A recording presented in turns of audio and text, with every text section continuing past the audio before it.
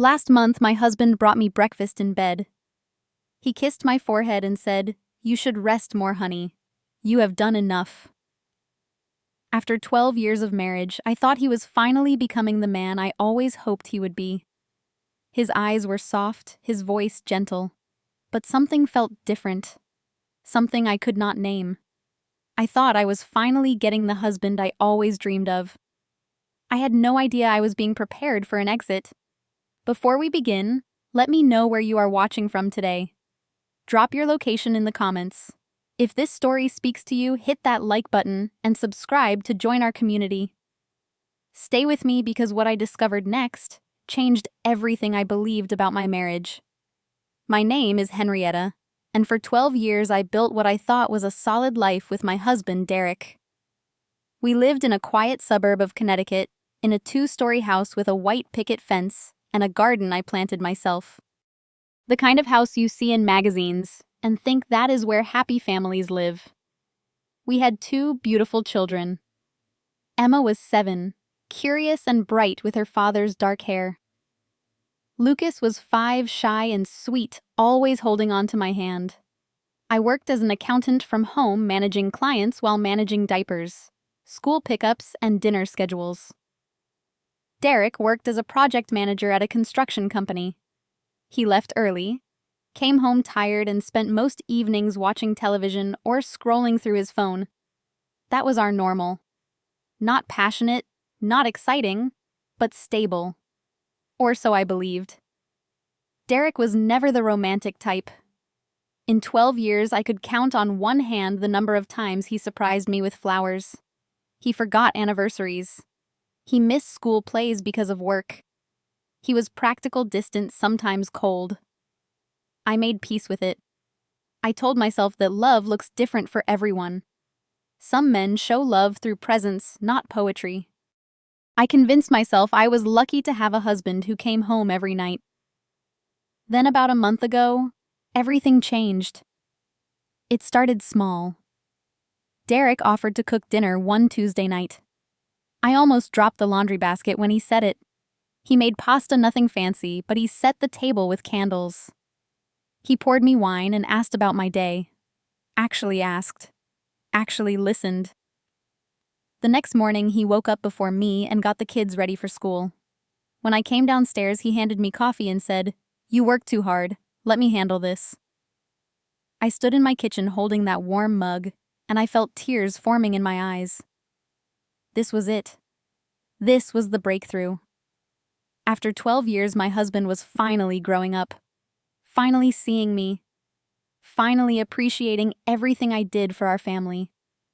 The changes kept coming. He cleaned the house without being asked. He picked up groceries. He suggested I book a spa day, said I deserved to be pampered. He bought me flowers, not for any occasion, just because. He told me I looked beautiful when I was wearing old sweatpants and no makeup. I called my best friend Meredith that weekend, gushing about the transformation. "Girl, Derek is like a different person," I said, laughing. "He is finally mature. Can you believe it?" Meredith was quiet for a moment.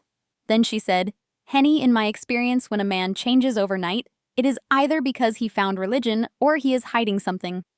Either way, enjoy it while it lasts." I brushed her off. Meredith was always suspicious, always looking for problems. She had been through a nasty divorce 3 years ago and never fully recovered. I told myself she was projecting. Derek was not her ex-husband. Derek would never betray me. But her words planted a tiny seed of doubt that I could not quite shake. The first real crack appeared 2 weeks into Derek's transformation. I picked up the kids from their after-school program, and Emma bounced into the car with unusual excitement. "Mommy, Miss Alana made us hot chocolate today," she announced, buckling her seatbelt. "It had marshmallows and everything." Lucas chimed in from his booster seat. "She smells like flowers. Daddy knows her. He said she is his friend." My hands tightened on the steering wheel. "Daddy knows her." "Uh-huh," Emma nodded. "He talks to her when he picks us up sometimes. She is really pretty." I drove home in silence, my mind racing. a teacher's assistant, someone who worked with children, someone my husband apparently knew well enough to call a friend, someone my children described as pretty and smelling like flowers.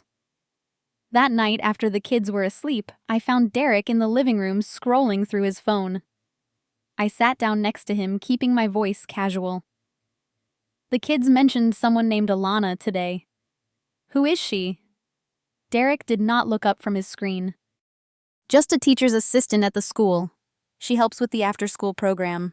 Do not overthink everything. The way he said overthink, there was an edge to it. A warning, like I was being ridiculous for even asking.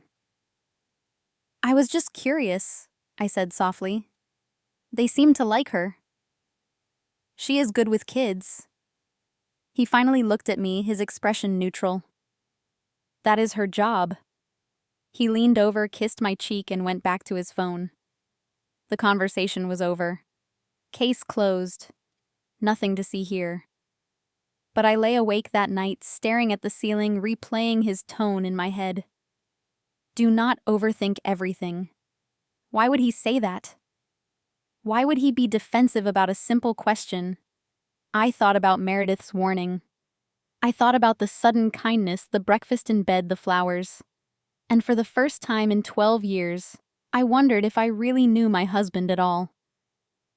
The following week, I watched Derek more carefully than I ever had before. Not like a detective, but with new eyes. The eyes of a woman who had finally allowed herself to question. His phone was always face down now. I noticed that first. He used to leave it lying around, screen up, not caring if notifications popped up.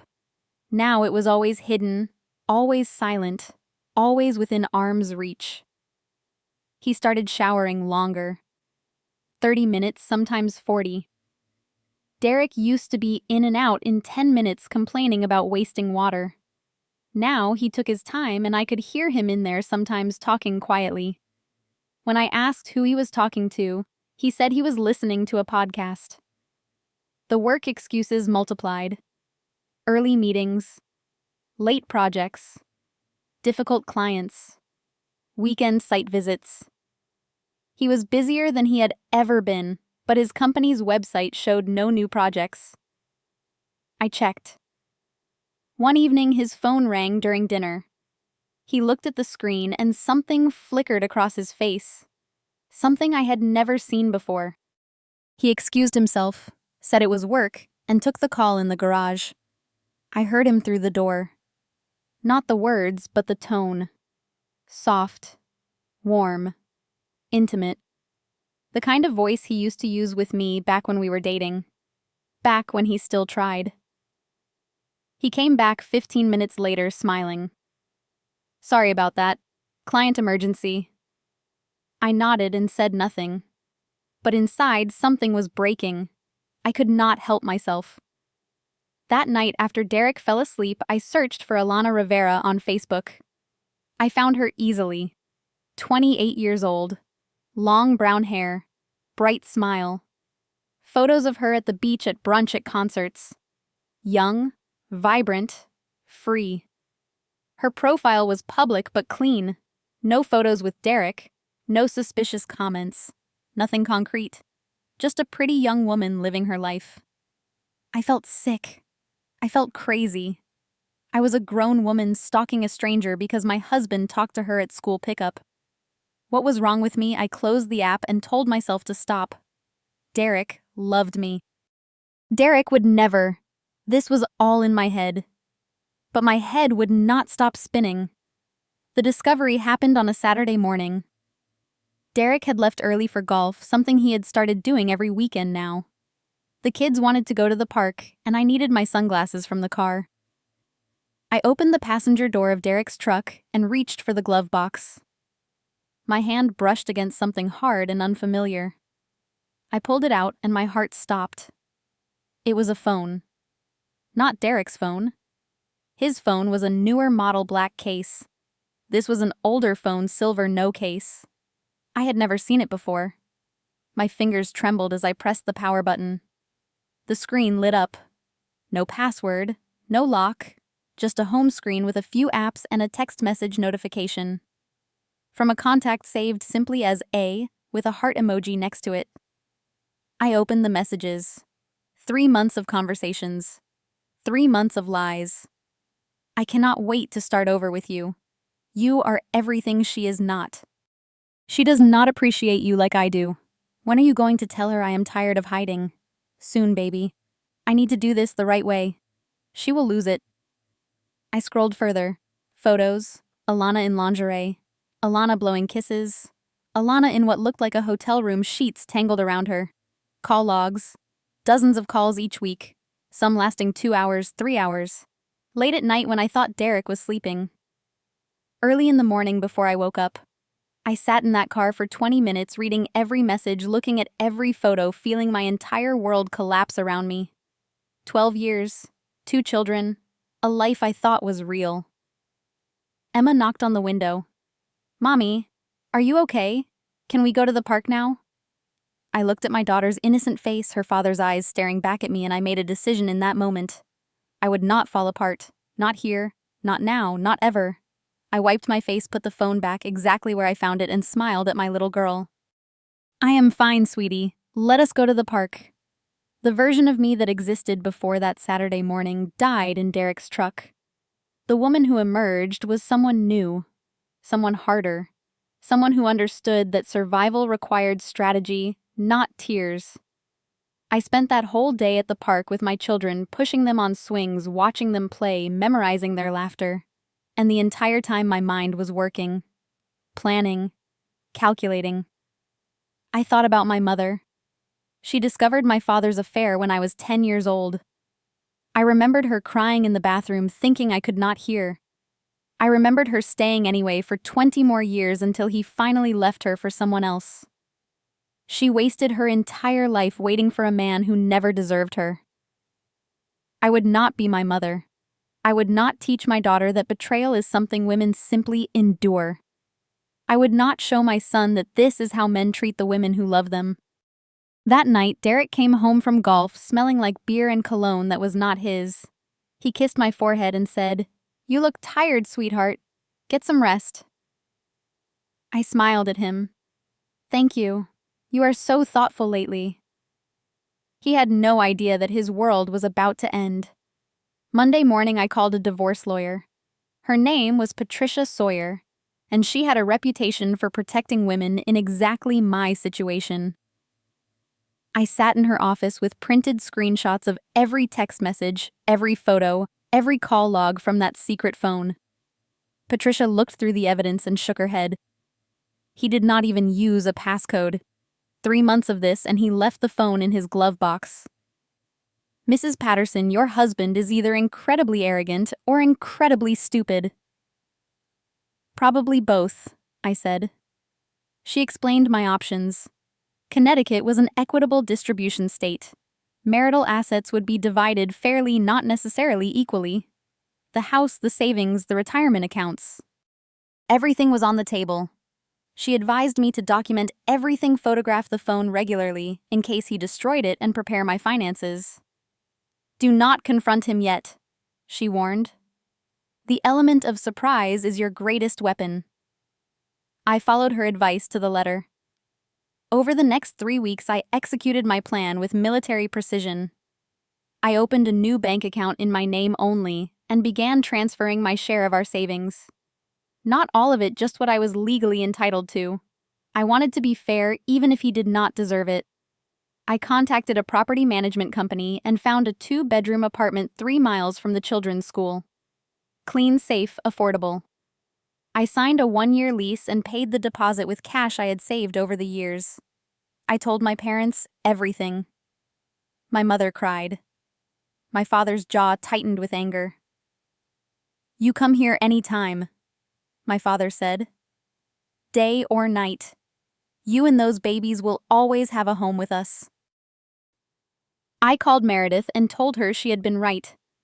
"I am so sorry, Henny," she said, crying. "I hate being right about this. What can I do?" "Just be there when I need you. Always." I packed boxes quietly, a few at a time, hiding them in the garage where Derek never went. Clothes, documents, photo albums, toys. The pieces of a life I was carefully disassembling. And through it all, I smiled at my husband, thanked him for his kindness, kissed him goodnight, played the role of grateful wife so perfectly that he never suspected a thing. On day 21, everything was ready. The apartment was furnished with donations from family and friends. The bank accounts were separated. The children's school had been notified of my new address. The divorce papers were drafted and waiting. Derek announced he had a work conference in Boston. 3 days. He would be back Thursday. I knew there was no conference. I had checked his company calendar. But I smiled and packed his suitcase and told him I would miss him. The moment his car disappeared down the street, I called the moving company. By noon, the house was empty of everything that belonged to me and the children.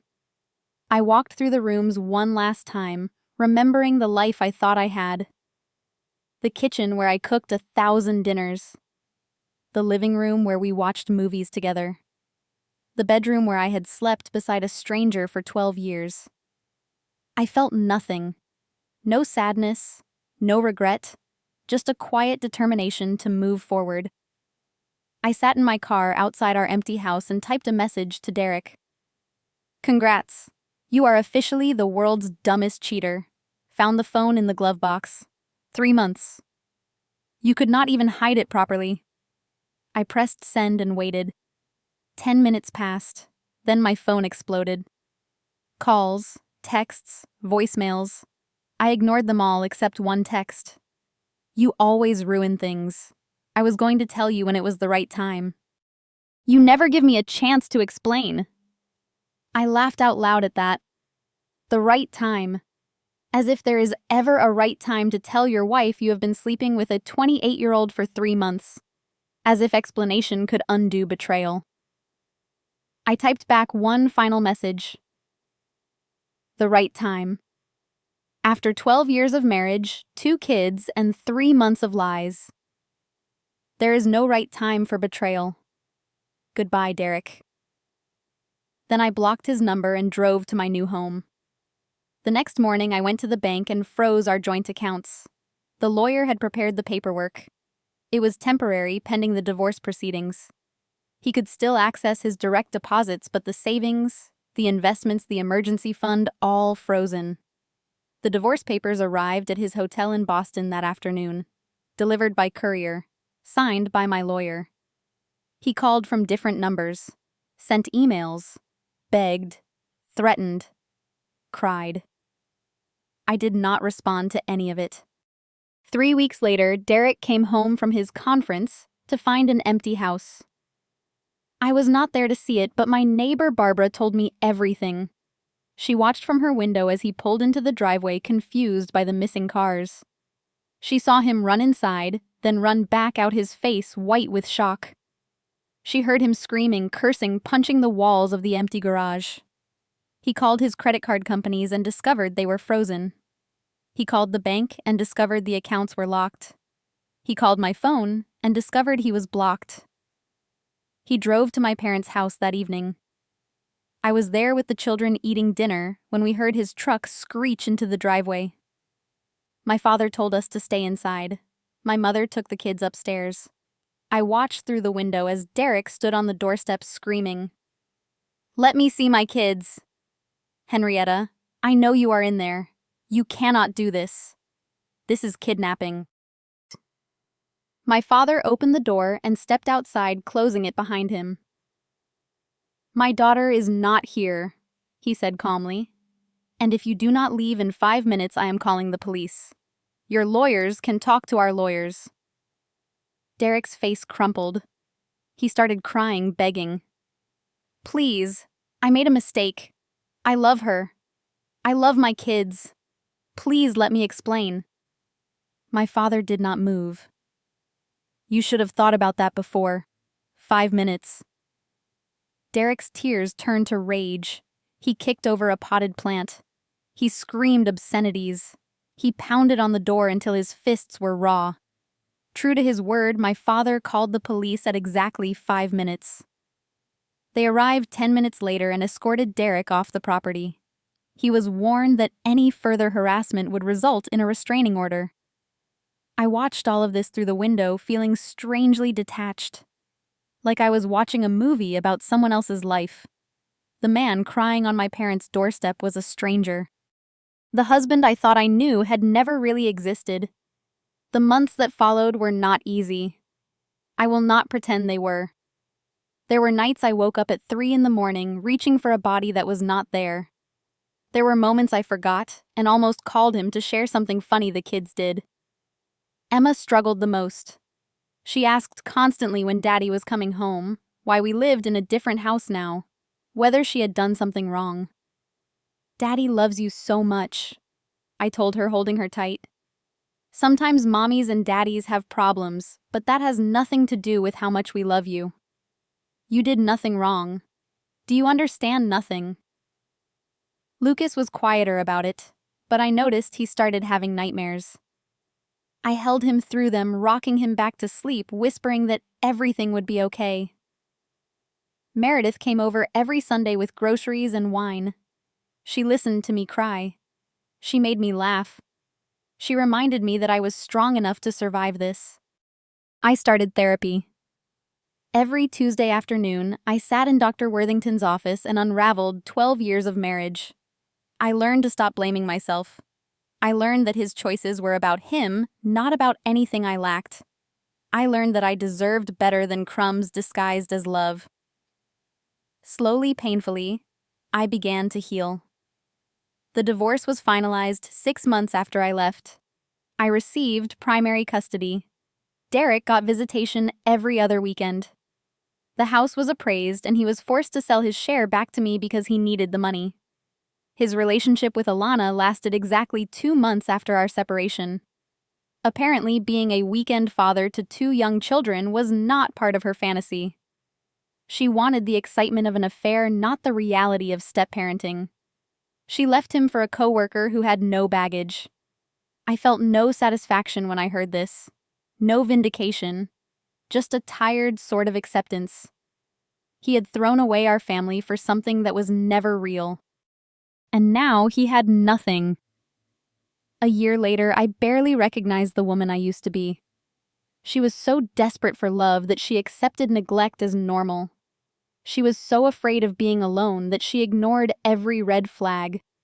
She believed that marriage meant endurance, that good wives simply survive. I know better now. I have learned that sometimes the person who tells you to rest is the same person making you tired. That sudden kindness can be guilt wearing a mask. That trusting your instincts is not paranoia, it is wisdom. I have learned that leaving is not failure. Staying in a broken situation is not strength. Walking away can be the bravest thing you ever do. And I have learned that forgiveness is not about them. It is about freeing yourself from the weight of anger. I do not forgive Derek for his sake. I forgive him for mine. Because carrying hate is exhausting and I have better things to do with my energy. These days I wake up in my own apartment in my own bed to the sound of my children laughing. I drink my coffee without checking anyone else's mood. I plant flowers on my balcony because I want to, not because anyone else approves. I am building a life that belongs entirely to me. Sometimes Emma asks if I will ever get married again. I tell her maybe someday if I meet someone who loves me properly. Someone whose kindness does not come with a hidden agenda. Someone who sees me as a partner, not a placeholder. But mostly I tell her that I am happy right now, that I do not need anyone else to complete me. That she should remember this lesson when she grows up. Never settle for someone who makes you doubt your own worth. If you are watching this and something feels wrong in your relationship, I want you to listen to me carefully. Trust yourself. Do not let anyone make you feel crazy for asking questions. Do not ignore the signs because you are afraid of the answers. You deserve honesty. You deserve respect. You deserve a love that does not require you to be suspicious. And if you discover that your trust has been betrayed, know this: you are strong enough to survive it. You are strong enough to leave. You are strong enough to build something beautiful from the ashes of what was burned. I am proof of that. So now I want to hear from you. Have you ever had someone suddenly become extra kind and later discovered there was a reason behind it? Have you ever trusted your gut even when everyone told you that you were overreacting? Drop your story in the comments. Let us support each other. If this story touched your heart, please hit that like button. It helps more than you know. Subscribe to this channel so you do not miss the next story. And share this video with someone who might need to hear it today. Sometimes we all need a reminder that we are not alone. Thank you so much for being here with me. Thank you for listening. I am sending love and strength to everyone who is going through something difficult right now. Remember, you are worthy of a love that does not hurt. You are capable of surviving anything, and your best days are still ahead. Until next time, take care of yourselves.